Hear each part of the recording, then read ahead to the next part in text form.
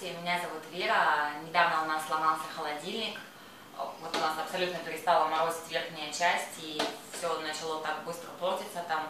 Ну, то есть у нас остро встал вопрос о том, где можно починить холодильник.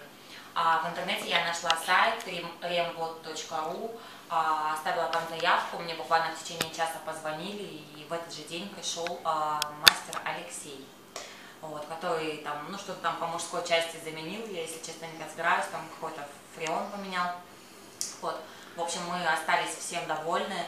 Он также дал нам советы, как по уходу за холодильником, как за ним правильно ухаживать, выключать, не выключать из сети и так далее. Вот, в общем, мы довольны, я всем советую сайт rembot.ru. Спасибо.